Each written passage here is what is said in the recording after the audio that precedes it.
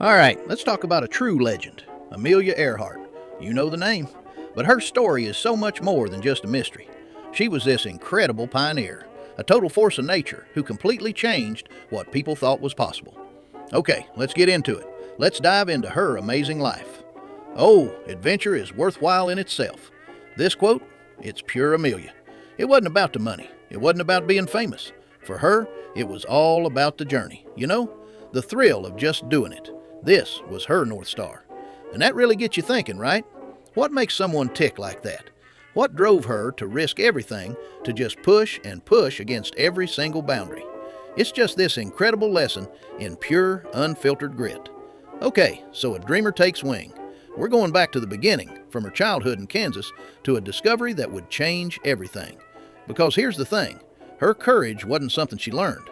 Nope, it was baked in from the start. Get this, as a kid, she builds this homemade roller coaster off her shed roof, and of course, she crashes. But her reaction, she just pops up and says that was just like flying. I mean, come on, that tells you everything you need to know, right? She was wired for this stuff, right from the get-go. So, here's how the pieces started coming together. She's born in Kansas in 1897. Then, during World War I, she's in Canada as a nurse's aide. And that's where she sees military planes for the first time.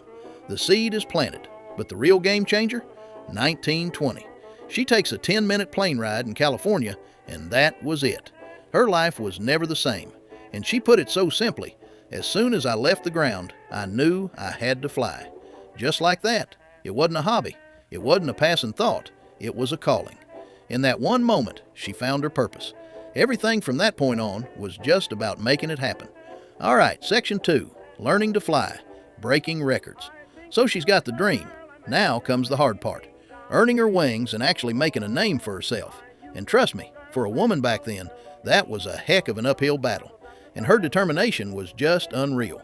First, she had to get the money, so she worked all these odd jobs, whatever it took. Then, she finds a pioneering female instructor, not a snook, to train her. By 1921, she buys her own plane. This bright yellow thing she called the Canary. And then, boom, she gets her license. She's only the 16th woman in the world to do it. Just incredible. But just getting her license, that was never going to be enough. Nope, she wanted to break records, and she did. In 1922, she flies her plane up to 14,000 feet. That's the new woman's altitude record.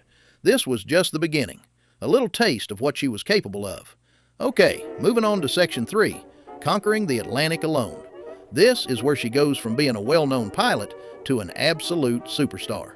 The Atlantic, that was the big one, and she was laser-focused on taking it on. Now, to really get this, you have to understand there were two big Atlantic flights. The first one, in 1928, made her famous. She was the first woman to cross the Atlantic in a plane. But here's the catch, she was a passenger.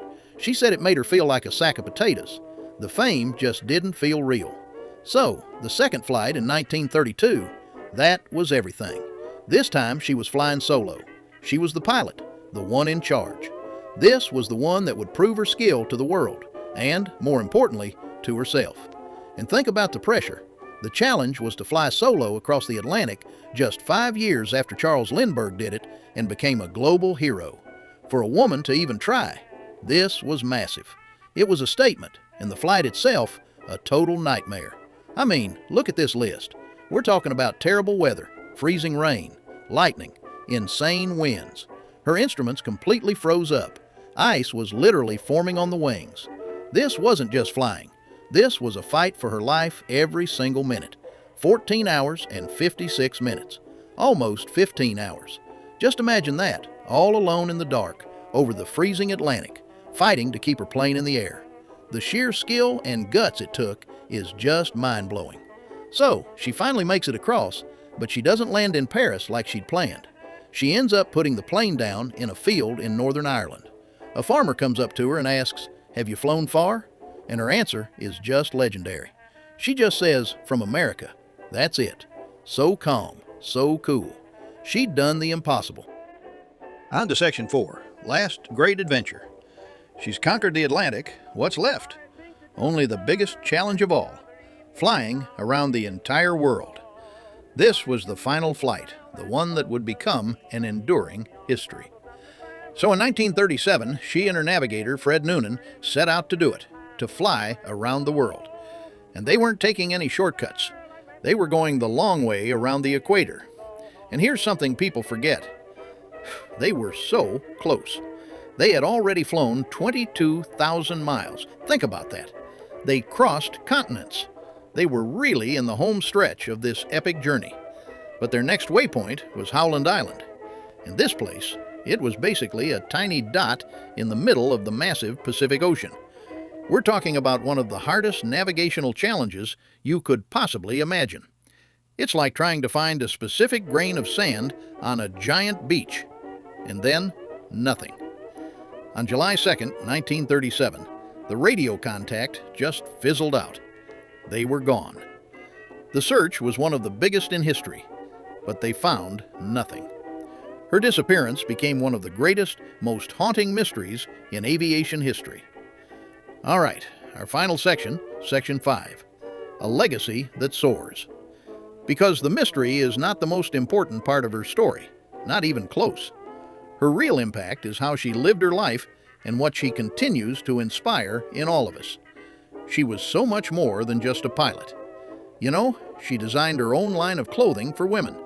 She taught at Purdue University, pushing for more women to get into science.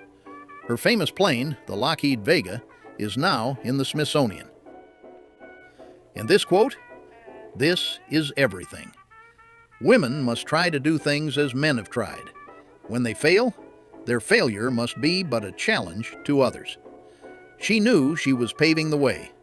She understood that even if she didn't succeed, the very act of trying would open doors and inspire the next person to go even further. And we'll end with this. It's so simple, but so powerful. The most effective way to do it is to do it. That's it. That was her whole philosophy. No overthinking, no hesitation. Her life is this amazing reminder that sometimes the hardest part is just starting. If you have a dream, the best thing you can do is just go out and do it. I'm Professor Colton P. Colton, and this has been the Back Porch History Show, where the past meets the porch and legends never land.